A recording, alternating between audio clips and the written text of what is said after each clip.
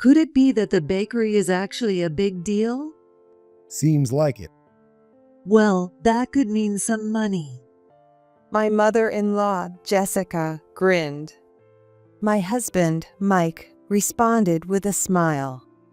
I've already got Dad's will, so we can start living the high life now. But doesn't Emily receive his will too? You mean the one where he leaves this bakery to her? All I have to do is take it out of the envelope. Mike tore up the white envelope he was holding. At that moment, something snapped inside me. I wasn't adopted by my father-in-law, Richard. So, I had no right to inherit his estate. If Jessica and Mike took everything Richard left behind, I would have accepted it without question. But I can't forgive them for going against Richard's wishes. And all they care about is money. If they love money so much, they can cling to it until the very end. And when that money is gone, they'll finally realize what they've really lost. I quietly turned my back on them in the living room. My name is Emily Summers. This year, I turned 40, a milestone year. And in my personal life, I'm standing at a major crossroads. The truth is, I'm contemplating whether to get a divorce. I married Mike more than 10 years ago. We don't have kids, but I wouldn't say we're unhappy. That said, if you ask me if I love Mike, honestly, I'd struggle to answer. Mike doesn't cheat, and he's responsible at work. But he's hopelessly irresponsible with money.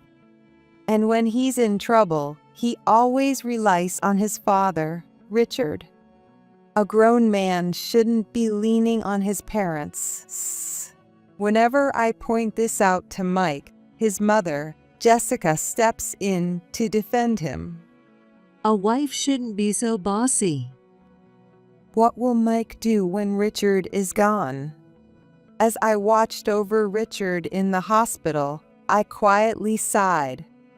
But arguing with Mike about money is nothing new.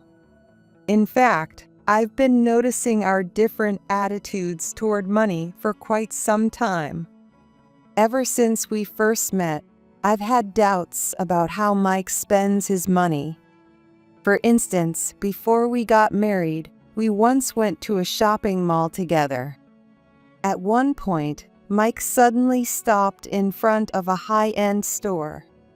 What's up? Oh, there's a watch I've wanted for a while. Mike pointed to the glass display case. There, a luxury watch was on display. $4,000? Isn't that a bit much? What are you talking about? It's a bargain. Sure, some high-end watches cost over $10,000. But we were in our mid-20s then, saving up for our wedding. We'll both be working after we get married, right? Once we're living together, we'll be able to save easily.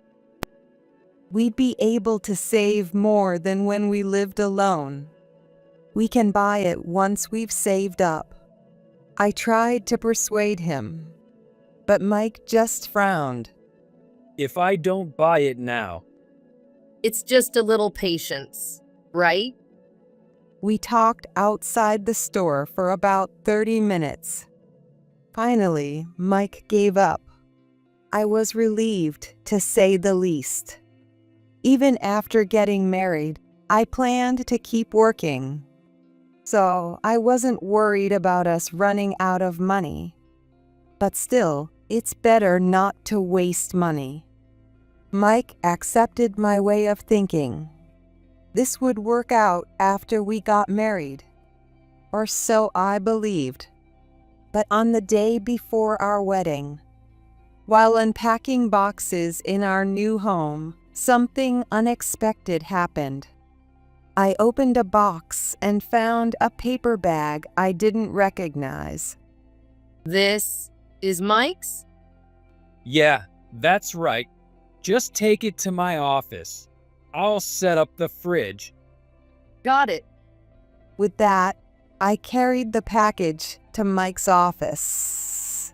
But something didn't feel right. Wait, was that a designer brand?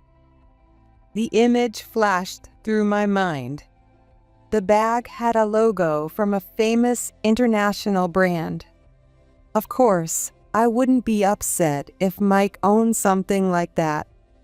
Actually, since Mike works as a sales rep for an international company, I'd expect him to look sharp.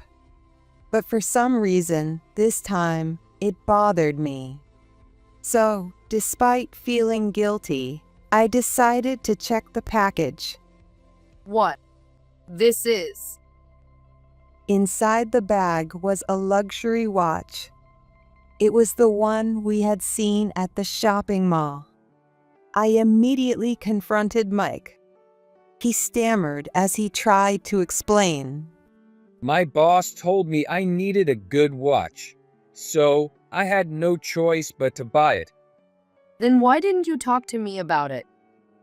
Well, it's a work thing. He didn't think it was something to discuss. He admitted he was wrong to buy it without telling me.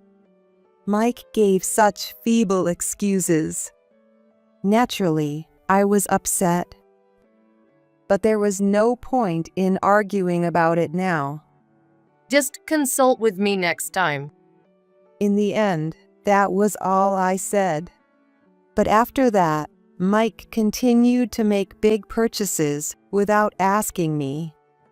It was bound to catch up to me at some point. Yet, I didn't notice, because Mike was clever about it. What shocked me most was that Mike had been getting money from Richard. When he ran out of cash, he would ask Richard for help. It goes without saying that a grown man shouldn't be doing that. Had I known, I would have put a stop to it. But I didn't find out until much later. It was about a year ago when Richard fell ill and was hospitalized. As I was talking to him in his hospital bed, I found out. Now that I think about it, Mike was pretty shaken up when he heard Richard was hospitalized. What? Dad's in the hospital? Mike raised his voice suddenly while talking to Jessica on the phone. Richard's in the hospital? I asked Mike, who nodded at me while still on the phone with Jessica. And? How's he doing? I couldn't hear the conversation, but it sounded serious.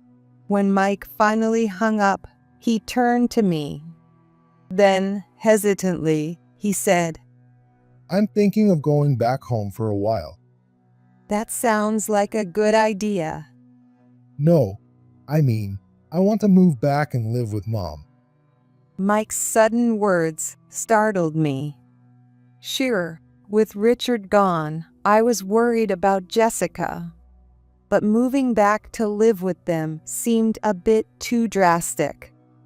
As I silently wondered what to do, Mike started explaining his reasons. Mike was Richard and Jessica's only child, so without him, Jessica would be all alone.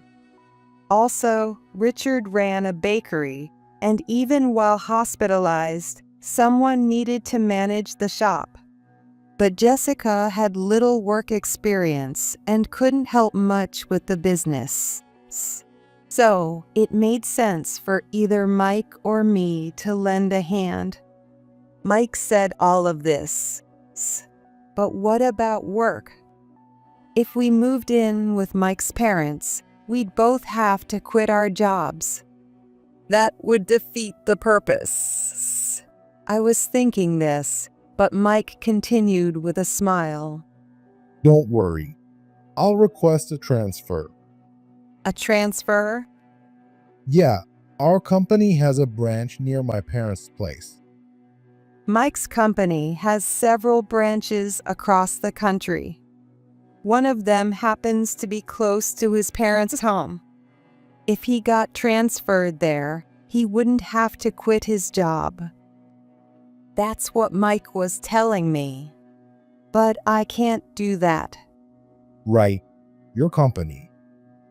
My company only has one headquarters, where I work now. Mike's parents' home is too far for me to commute from. Still, Richard had been so kind to me from the first time we met. I wanted to repay his kindness before it was too late. After thinking it over, I decided to quit my job. Mike, meanwhile, submitted his transfer request. And eventually, Mike got transferred to the branch near his parents' home. I quit my job and started helping Richard with his work. Then Richard said something surprising. Emily, would you like to become an employee here? Huh? Me? Yeah. I feel bad making you work for free, and I'd like to pay you a salary if you join the team. It was an offer I couldn't refuse. I immediately accepted. After that, I started working at Richard's Bakery as a mid-career hire. Jessica wasn't thrilled, but she reluctantly agreed when I told her I would be looking after Richard. And so, I began a new chapter at Richard's Bakery. Once I started working there, I realized it was an even better place than I had imagined. There were skilled artisans and many kind people. It's such a great shop. Why didn't you take it over, Mike? I asked Mike this soon after I started working. Normally, Mike would have been the heir. But instead, he joined the corporate world and had no intention of taking over the bakery. We had discussed this before we got married, but once I started working there, it seemed strange to me that he wouldn't take over. Bakery? That's so old-fashioned. Plus, it doesn't seem to make much money. Huh? Old-fashioned? Not making money? Yeah, I've been to the shop a few times, but there were hardly any customers. After that, I didn't really hear the rest. Basically, he thought it was outdated and unprofitable. I couldn't believe Mike thought of Richard's work that way. My love for Mike started to cool rapidly. All that happened about a year ago. Later, during a conversation with Richard about work, he told me that he had been giving money to Mike. But Richard added that it was a long time ago. When I asked how long ago, Richard just laughed.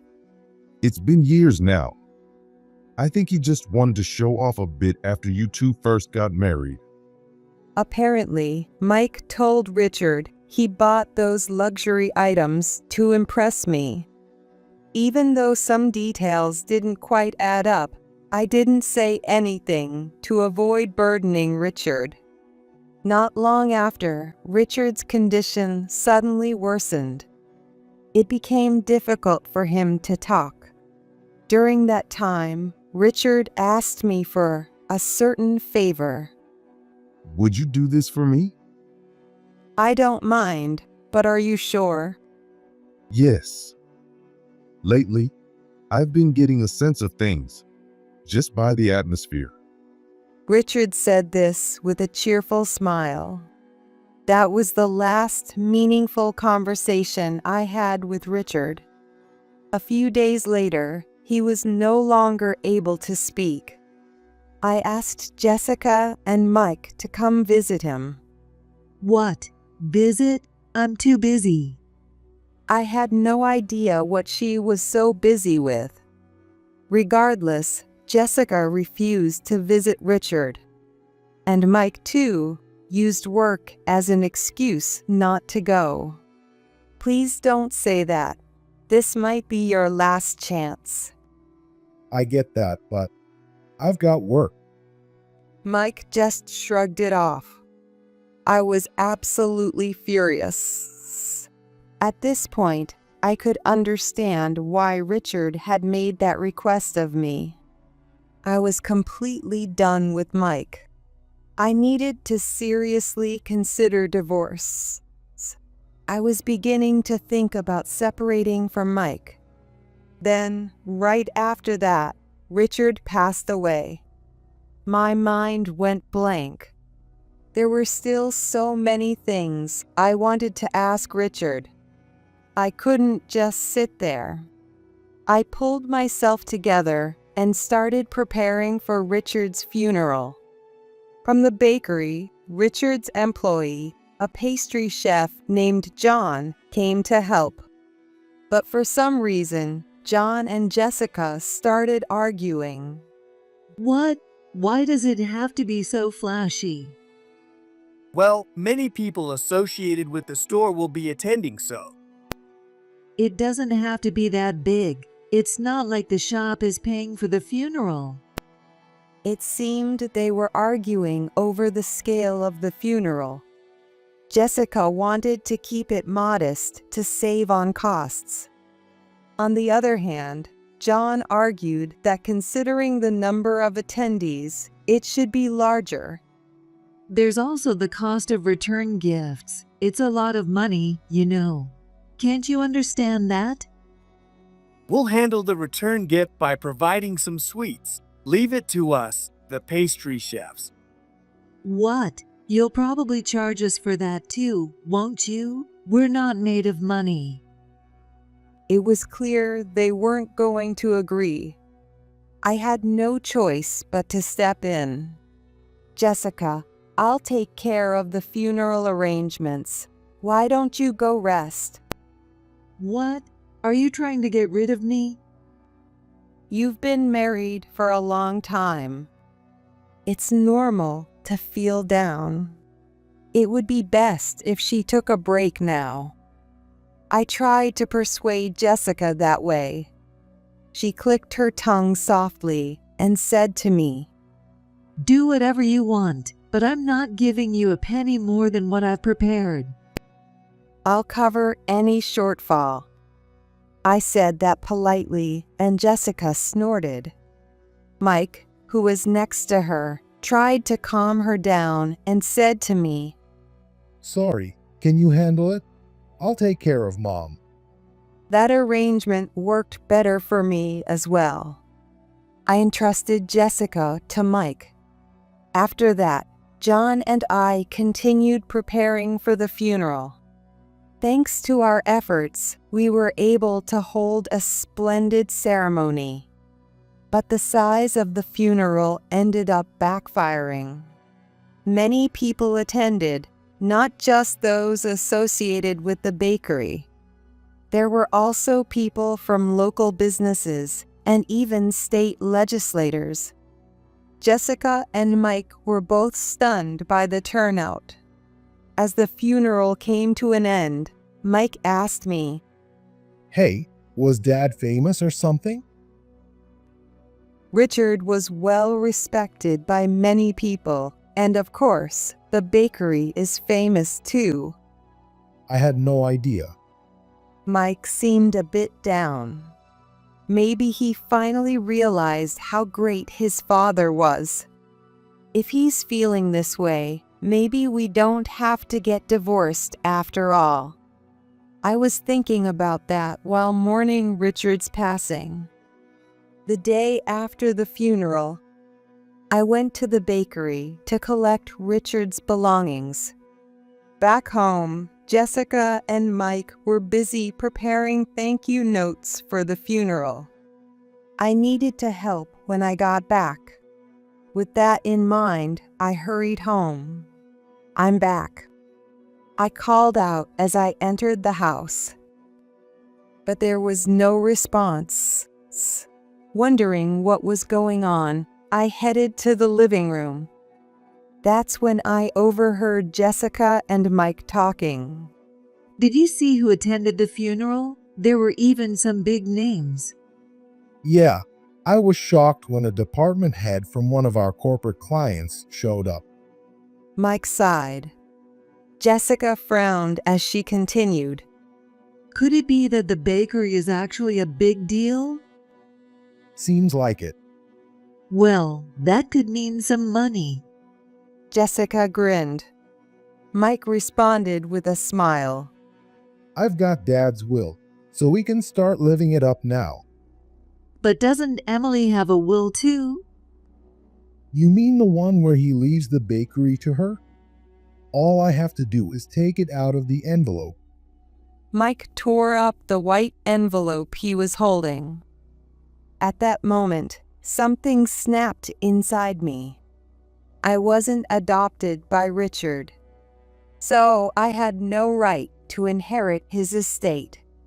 If Jessica and Mike took everything Richard left behind, I would have accepted it without question. But I can't forgive them for going against Richard's wishes. And all they care about is money. If they love money so much, they can cling to it until the very end. And when that money is gone, they'll finally realize what they've really lost. I quietly turned my back on them in the living room. Then I headed to my room. Without Jessica and Mike noticing, I quietly packed my things. Not much, just a few days' worth of clothes stuffed into a bag. I left the signed divorce papers and a note on the table. This is goodbye. I whispered to myself and quietly left the house. I headed straight to an internet cafe near the station to search for a nearby extended stay hotel. Luckily, I found a vacant one about 10 minutes away by car. Considering what Jessica and Mike had been talking about, I might have to quit the bakery. But thanks to Richard, I had enough money to get by for now. The room I found was available for immediate move-in, so I signed the lease. The next day, I moved into my new place.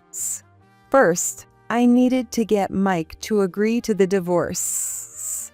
Revenge on both of them would come later. I also had to fulfill Richard's request. Richard, you can count on me. I was just thinking about when to go back for my belongings when I noticed several missed calls on my phone. There were about 30 calls from Jessica and Mike. They'd all come in the past few hours. So they'd finally noticed I was gone. Just as I was thinking that, my phone rang again. Hello. Finally. Where are you, Emily? Mike's loud voice made me wince. He quickly followed up. You didn't come home last night. What are you doing? Where are you? It doesn't matter where I am, does it? I'm getting a divorce. What? A divorce? That's right. Didn't you see the note? I left it on the table with the divorce papers. I heard the sound of Mike rushing around, and then his shocked, high-pitched voice. What the hell is this? Exactly what it looks like. I'm done with you only caring about money. I didn't. That's not. Mike began making excuses, but his words were mumbled and hard to make out. What, can't say it clearly because you feel guilty? No. What about you? Where did you go? What do you mean? When I asked, Mike continued, sounding a bit flustered. You say all this, but you've probably run off to some lover, haven't you? What? What are you talking about? Come on, who just up and leaves like that? You had to have somewhere to go. Mike's voice grew louder. I sighed and responded, "Sorry to disappoint, but I'm staying at an extended stay hotel." I can't believe you. You quit your job when we moved, so you don't have any money. I was helping out at Richard's bakery. Mike and Jessica both knew I was working at the bakery. Actually, they more or less forced it on me. Plus, Jessica had me take care of Richard as well. What? Were you getting an allowance from Dad? That's what you were doing. I almost snapped back. But now wasn't the time for sarcasm. I took a deep breath and continued. I was a paid employee. What? You're kidding. No, I'm not. Richard was looking out for me. Richard had said he couldn't bear to be a burden on me after being neglected by his own wife and son. Anyway, Mike should now understand that I had money. Oh well. Mike seemed to have lost his ability to argue once he realized I wasn't financially dependent on him. I decided to press the issue. Anyway, I want a divorce, Mike. Are you going to sign the papers or not? A divorce. I mean, let's not rush into that. I'm not listening to anything you say unless it's to tell me you're signing those papers, I declared firmly. I then heard a small, frustrated click of Mike's tongue. Finally, Mike, who had been muttering under his breath, suddenly shouted, Fine. I'll divorce you. I recorded that just now. I'll sign the divorce papers, so come back. We can't move forward with the inheritance without you. Mike finally revealed his true intentions. But there's one thing he didn't realize. He just exposed the fact that there's a will from Richard addressed to me. As I've mentioned, I'm not Richard's biological daughter. So, I'm not an heir to his estate. In other words, there's no need for me to be involved in any inheritance discussions. But if my presence is necessary, it must mean that I'm somehow involved in the inheritance. He's really clueless. I sighed quietly. In any case, I got Mike to agree to the divorce, and he has no idea what's coming his way. He's going to regret those words. I couldn't help but smile. The next day, I went to Mike's parents' house to get the divorce papers. There, I found Jessica, Mike, and an unfamiliar man in a suit. According to Mike, the man was a lawyer. He'd been called to discuss the inheritance. Since we're talking about the divorce, this is perfect timing. I was planning to hire a lawyer myself. But this works out even better. In that case, could I ask you to handle my divorce as well? Certainly. The lawyer nodded with a smile. And so, the discussion about Richard's inheritance began. Richard's estate included cash, securities, a house, and land. However, it seemed that the only heirs were Jessica and Mike. In that case, there shouldn't be much to discuss. Normally, that would be the end of it, but Jessica and Mike had a will from Richard addressed to me. That's probably why they called the lawyer. Do they really want to ignore the will addressed to me? I was a bit suspicious, but the lawyer continued the conversation without a word. So, you're holding the wills. Oh, yes. Here they are.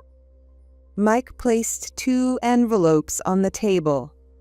One was addressed to Jessica and the other to Mike. The will supposedly addressed to me wasn't there. That's to be expected, but it still frustrated me. Did you read the contents? The lawyer asked as he flipped the envelopes over. Well, the envelopes weren't sealed. It appears so. Let's take a look. The lawyer opened the envelope addressed to Jessica first. Inside was a single sheet of paper. You are to receive the house and land. The entire will was written in simple, phonetic characters without specifying who you referred to. But it was clearly signed and stamped by Richard. Mike's will was written similarly, stating that he would receive cash and securities, also signed and stamped. Oh, there's another document here. The lawyer noticed another sheet of paper. The paper read, I leave the bakery to you. Yes, my father ran a bakery. So the eldest son will take over the shop, along with the securities. That seems appropriate. The lawyer said this as he made notes. At that moment, Mike gave me a sly grin. Oh, how clueless he is. I overheard their conversation. So I know this will was originally meant for me. But since Mike doesn't know that I heard them, he thinks he's in the clear as long as he keeps quiet. If he tries anything else, it'll only make him suspicious. He can't even hide his satisfaction. I sighed inwardly. For now, I played along as if I knew nothing. In the end, the inheritance was divided according to the will, with Jessica and Mike inheriting everything from Richard. Feeling triumphant over getting what he wanted, Mike easily agreed to the divorce settlement I proposed. He even signed the divorce papers on the spot. Here, is this good enough for you? Yes, it is. After the lawyer confirmed everything, I nodded deeply. After the lawyer left, I bid my farewell to Jessica and Mike. Thank you for everything over the years. Well, we only lived together for about a year, but you were married for a long time, weren't you? Jessica smirked. She seemed pretty happy to see me go. Yes, it's been over 10 years. So, what are you going to do now? I'm going to keep working. I have plenty to do. As soon as I said that, Jessica looked puzzled. But only for a moment before she laughed and said to me, Huh, were you not listening? The bakery now belongs to Mike. Yes, that's true. Yes, that's true. Do you plan to stick around even after the divorce? Isn't that a bit presumptuous? Jessica snorted. I responded firmly, Don't worry, my workplace isn't the bakery. Huh? Not the bakery? Richard also ran a confectionery company. Jessica and Mike's eyes widened in surprise. As it turns out, Richard owned 2 businesses. One was the old bakery they knew about. The other was a confectionery company, which operated a factory to produce sweets. This company had a large factory in town and employed quite a few people. In recent years, Richard had focused more on the confectionery company, while John mostly ran the bakery. I was employed by the confectionery company. So, Even though the bakery now belonged to Mike, it didn't affect me. When I told them this, Mike's face turned red as he started shouting. What the hell is that? That business should be mine too. Sorry, but it's not. Why not? I inherited the confectionery company's shares. This all happened shortly before Richard passed away. He had asked me to do something for him. That was to run the confectionery company. A few years ago, Richard considered automating his traditional bakery. He thought about introducing machinery for part of the production process while keeping the store running as usual. However, if you're only going to partially automate, it's better to develop new products that can be fully machine-produced. With that advice from John, Richard decided to establish a separate confectionery company. He then separated the machine-producible items from those that weren't and started making different products for the confectionery company and the store. This strategy was more successful than anticipated. As a result, the confectionery company quickly grew. Meanwhile, Richard also focused on the traditional bakery by developing collaborative products. Because of that, Richard's company became a major focus in the local community. But neither of you cared. So, Richard decided to pass it on to me. Why you? Jessica's face turned bright red as she started to get angry. If you had visited Richard at the hospital, maybe the company would have been passed on to you. I couldn't help but smile as I watched Jessica biting her lip in frustration. Now, I've avenged Richard. As I was thinking that, Mike suddenly came up to me. Hey, Emily, let's start over. Huh? Why would I? Dad worked with the bakery too, right? So, let's get back together as a couple. It'd be better if we worked together as husband and wife. Richard would have wanted that too. Mike kept insisting that's what Richard would have wanted. But it's too late for that now. No way. The divorce is final. There's no going back. But Dad would have. Oh, that's right. Look at this. Mike grabbed the will from earlier.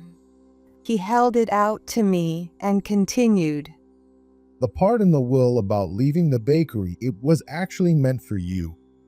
I never thought Mike would expose himself for forging the will. I was shocked at how pathetic he looked. While I was speechless, Mike added, See? Isn't this great?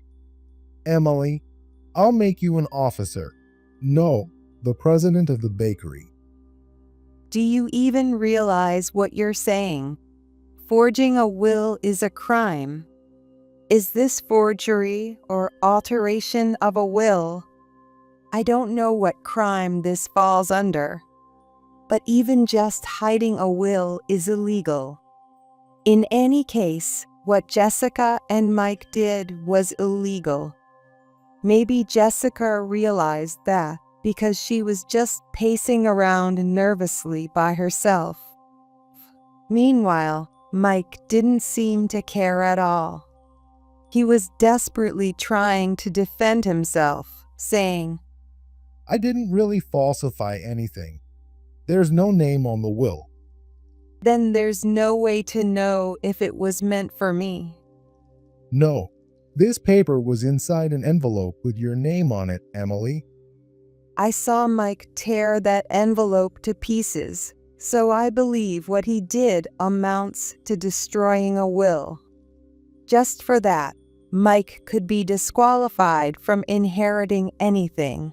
At least, that's what I think. But even if I told him that, Mike wouldn't understand. So I decided to explain it in a way even he could get. I pulled out a copy of a certain document from my bag, placed it in front of Mike and Jessica, and said, "This is a copy of Richard's real will." What? The real will? The truth is, Richard had entrusted me with his will. It's an official document with a date, signature, and seal. And the will I have has a properly addressed name on it. However, as long as there's no contradiction with a newer will, even an earlier one can be recognized. By the way, the only discrepancy between the will I held and the newer one was just one thing: the fate of the bakery. In the will I possess, it was written, "The bakery is to be passed on to John. I'll contact the lawyer about it later." What? Then why did Dad leave something like this? Mike clenched the supposed will meant for me in his hands. I sighed and gave him the answer. "That's not about the bakery. It's about our company." In other words, the will Richard handed to them was deliberately written in phonetic characters to cause confusion. If they had visited Richard in the hospital, he would have surely told them the truth. They would have known that Richard owned both the bakery and the confectionery company and was focusing more on the confectionery business. If they had understood that, they could have figured out whether Richard intended to leave the bakery or the company to me, and could have advised him right then and there. But they never visited him, not once. Naturally, Richard gave up on them at some point. And before he passed, he transferred shares of the confectionery company to me as a gift. Paying the taxes is tough, but I'm determined to do it for Richard. Wait a second. So, I'm left with nothing? Looks like both of you will likely be disqualified from inheriting anything. I smiled. I wouldn't mind that at all. And besides, Richard had outlined what to do if they couldn't inherit in his will. Wait, does that mean I won't get the house or the land either? Jessica asked, trembling. I laughed and answered her. That's right. The house, the land, and all the money, they're all to be donated. No way. Jessica collapsed in tears on the spot. Mike, on the other hand, was already in shock, barely able to produce a dry laugh. As I watched them out of the corner of my eye, I was on the phone with the lawyer. Later, I informed the lawyer about the other will and how Jessica and Mike had tried to claim the one meant for me as their own. I don't really know what happened after that. I left everything in the lawyer's hands. What I do know is that John inherited the bakery. And according to what I heard from the lawyer, the house, land, and money were all donated. Actually, Mike even told me he couldn't pay alimony because he was broke. So I'm pretty sure that's what happened. In the end, Mike is working a part-time job to pay the alimony. When I asked about his job, he said he quit because he thought he'd be getting the bakery. Honestly, it's just ridiculous. Why did I ever marry someone like him? I really don't know anymore. Anyway, I'm just glad the divorce went through smoothly. Now, Jessica and Mike are both working part-time at a local factory. As for me, I'm busy at the confectionery company. Since it's the company Richard left behind, I can't afford to slack off. I'm working hard every day, but there are still moments of joy in my busy days. Yeah, it turned out great today. I tasted a muffin fresh from the factory. It was a traditional muffin with a gentle sweetness that filled my mouth. Richard, I'll make sure to preserve this flavor. On my next day off, I'll bring this muffin when I visit Richard's grave. As I was thinking that, the muffin wrapper fell from the desk. It felt like a breeze had blown through the closed office.